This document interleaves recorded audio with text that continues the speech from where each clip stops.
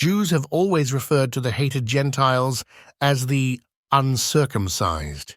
This means to them that the goyim are literally foreskins, and that foreskins are the Leviathan serpent Satan, who is to be cut off, meaning exterminated and eaten at the great banquet feast celebrating the world to come, in which only Jews are meant to be left alive after they kill off all Gentiles, directly and through proxies. They plan to then consume Gentile flesh, just as the non-Jews' overflowing vats of blood will be wine enjoyed at the Israelite end times party. The Zohar, Volume 1, page 47a, directly states that the goyim, the 70 nations of Gentiles, are cattle, meaning meat, crawling things, meaning serpents, which signify the uncircumcised foreskins that need to be severed from existence in order for the Jewish utopia of the Messianic age to commence.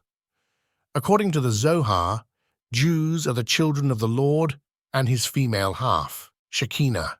Gentiles are the offspring of Samael and Lilith the devil. Said Rabbi Abba, Nefesh HaHaya, living soul, truly denote the souls of Israel. They are the children of the Holy One and holy in his sight, but the souls of the heathen and idolatrous nations, whence come they? Said Rabbi Eleazar. They emanate from the left side of the Sephirotic tree of life, which is the side of impurity, and therefore they defile all that come into contact with them. It is written, "Let the earth bring forth the living creature after his kind, and creeping thing and beast of the earth after his kind." Genesis chapter 1, verse 24. Wherefore does the word lemina, after his kind, occur twice? It is to confirm what has just been stated, that the souls of Israel are pure and holy, but the souls of the heathen, being impure and unholy, are symbolized by the creeping thing and beast of the earth, and therefore, like the forsaken in circumcision, are cut off. Extraordinary claims compel extraordinary proof, and there is no shortage of it, as you will see. A more recent translation of this Kabbalistic text, together with notes and commentary by Daniel C. Matt, are found in the Pritzker translation of the Zohar, together with several other relevant passages which we will presently examine to establish beyond doubt that Judaists view Gentiles as foreskins to be cut off and ravenously devoured.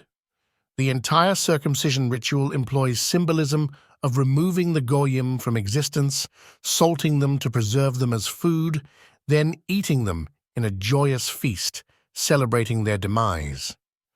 Just as the mohel sucks the wound to draw blood and mixes its blood with wine in his mouth, then spits it into a cup and drinks it together with the family of the circumcised boy, and as his foreskin is preserved in salt and eaten by Jewish women to impregnate them with more Jewish boys, and in the same manner that the baby's wound is dressed with dragon's blood, so too are the Gentiles to be cut off, their Leviathan flesh to be salted, and their blood stored as wine in the cup of God's wrath, all to be shared among the Jews at their planned banquet meal.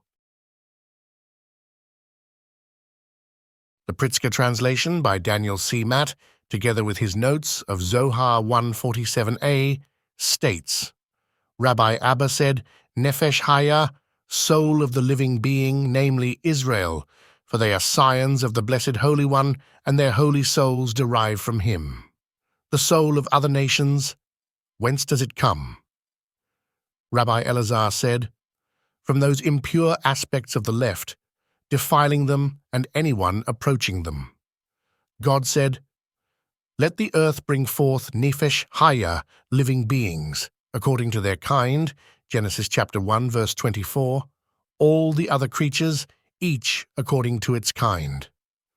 Rabbi Eleazar added, this supports what we have said, Nefesh Haya, souls of the living being, Israel, who are souls of the supernal, holy living being, cattle, crawling things and living creatures of the earth, other nations who are not souls of the living being, but rather foreskin, as we have said.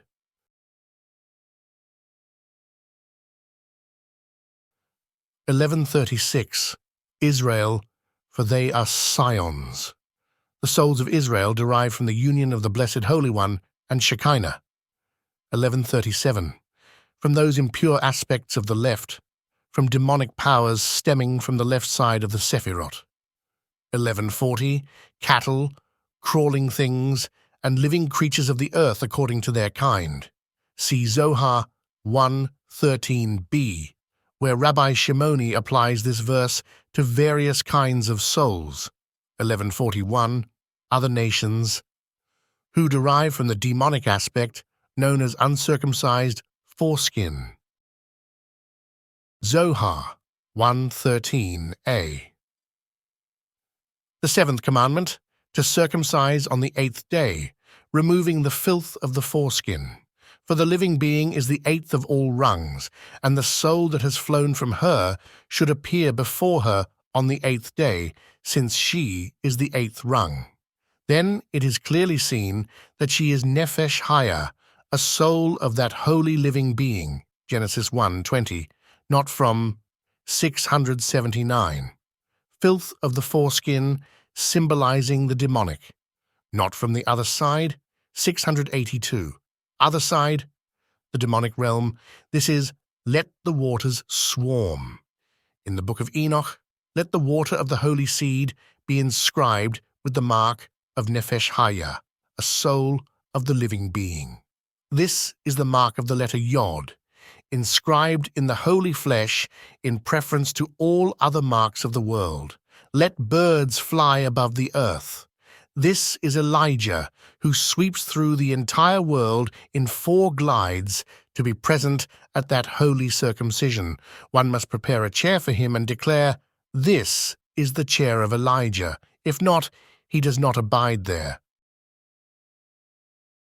God created the great sea monsters, 2, foreskin and uncovering, cutting the foreskin, and afterward uncovering. They are male and female, and every soul of the living being that moves, inscription of the sign of the Holy Covenant, indicating that she is a soul of the holy living being, as we have said, which the waters brought forth in swarms. The upper waters were drawn toward this inscribed sign. Consequently, Israel is inscribed with the holy pure mark below. Just as they are inscribed to distinguish between the holy side and the other side of impurity, so Israel is inscribed to distinguish. 688. Foreskin and uncovering, male and female. In the ritual of circumcision, first the foreskin is cut and removed, disclosing the mucous membrane, which is then torn down the center and pulled back, revealing the corona. The act of tearing and pulling back the membrane is called peri'ah, uncovering the corona. CM Shabbat 19:6. If one circumcises but does not uncover the circumcision, it is as if he has not circumcised. Here the 2 acts designate the 2 monsters, the demonic couple Samael and Lilith. See Zohar 1:34b, 2:34a to b. Through the double ritual of circumcision, one overcomes them. Elsewhere, the 2 acts symbolize the Sephirotic couple of Yesod and Shekinah. Through the double procedure, one unites and communes with both of these Sephirot. Although the wording here implies that the foreskin symbolizes the male and the uncovering symbolizes the female, the reverse is maintained in Zohar 2:40a, 125b, 391b, 95b. The circumcision ritual symbolizes the serpent's curse, where the generations of Seth and Jacob are destined to strike off the head of the progeny of Cain and Esau, whose punishment for being the offspring of Eve and the serpent is decapitation, bodily circumcision, under the 7 laws of Noah and pursuant to Genesis chapter 3, verses 14 and 15. So the Lord God said to the serpent, "Because you have done this, you are cursed more than any livestock and more than any wild animal. You will move on your belly and eat dust all the days of your life. I will put hostility between you and the woman, and between your offspring and her offspring. He will strike your head, and you will strike his heel. Zohar 1:18a. When conflict was aroused by the potency of the left, Colonel Ember glowed and flared. Out came two spectres, male and female, immediately congealing with no moisture at all. From them split off various maleficent species, from here infusion of impure spirit into all those fierce spectres, mystery of foreskin. They were empowered by virulent species, viper and serpent, turning into one. The viper bears at 70 years, but in union all reverts to the 7 years of the serpent. 221. Mystery of foreskin. The foreskin, removed in the ritual of circumcision, symbolizes the demonic. The Zohar very clearly states that Gentiles are the children of the serpent Samael and Lilith, and that they are the uncircumcised, meaning they are demonic foreskins that must be cut out of the book of the living. The act of circumcision mimics the slaughter of the Gentiles, who are called the Leviathan and Behemoth, and the planned banquet feast of the Jews on their flesh and blood at the end of time. Leonard Glick noted in his book, Marked in Your Flesh, that Michel de Montaigne and Fine Morrison were bewildered witnesses to the gruesome spectacle of Metzitza, circumcision, sucking the wound, mixing the blood with wine that is then drunk, dressing the wound with dragon's blood, and placing the severed foreskin in salt. Glick wrote Montaigne noted with particular interest the practice of Metzitza. As soon as this glans is thus uncovered, they hastily offer some wine to the minister, who puts a little in his mouth, and then goes and sucks the glans of this child, all bloody, and spits out the blood he has drawn from it, and immediately takes as much wine again, up to 3 times. Description of concluding phase of the ritual. He meanwhile still has his mouth all bloody. Fines Morrison, an English traveller, described a circumcision he witnessed in Prague in 1592. Then, the child's linen clothes being opened, the rabbi cut off his prepuce, and did with his mouth suck the blood of his privy part, and after drawing and spitting out of much blood, sprinkled a red powder upon the wound.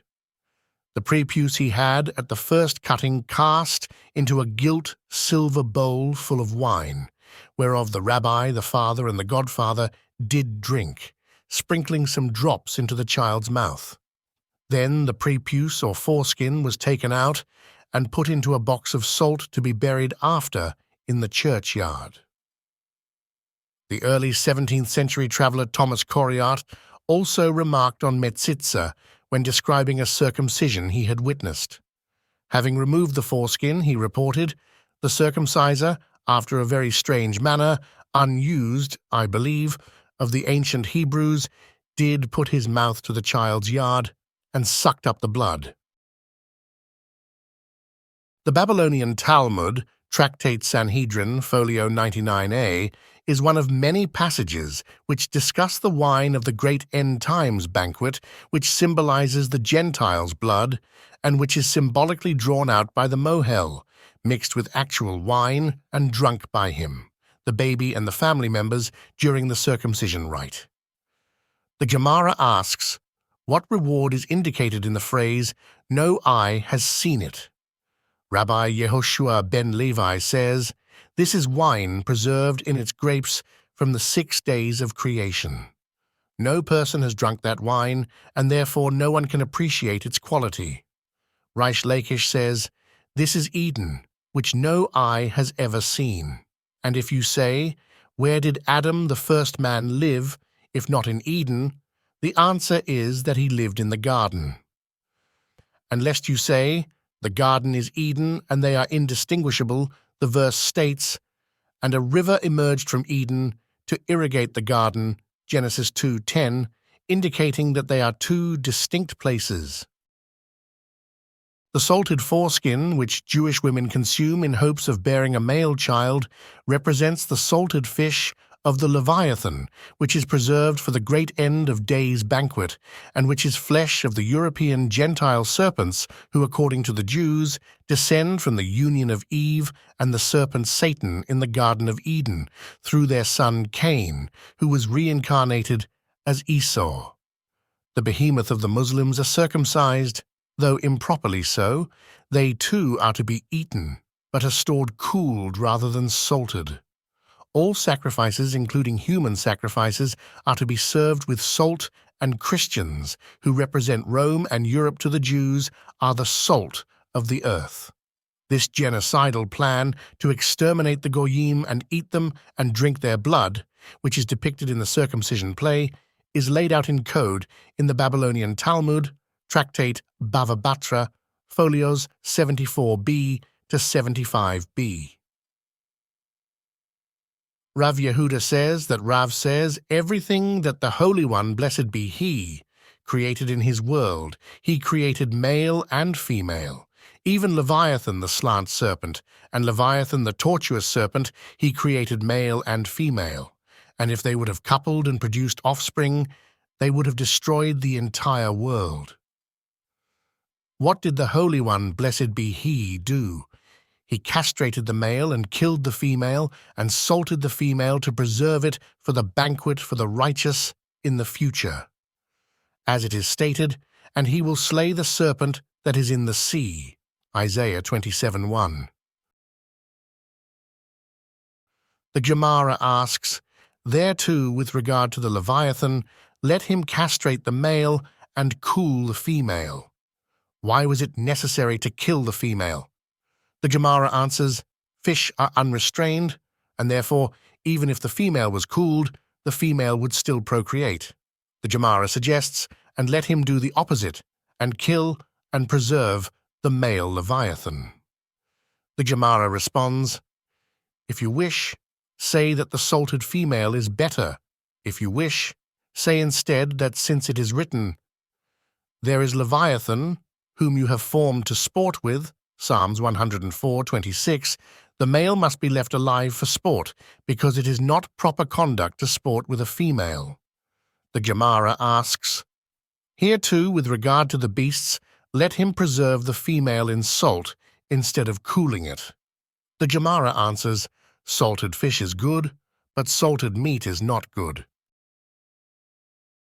When the books of Isaiah and Revelation in the Bible speak of the Messiah treading the winepress, they refer to drawing out the blood of the goyim as wine for the banquet celebration, like the mohel sucking the wound. It is part of the ancient plan for a genocidal bloodbath. And with each new tribe member circumcised, the banquet draws nearer. You can learn more about these carefully guarded secrets in the books of Christopher John Bjerknes, which you can find at CJBBooks.com.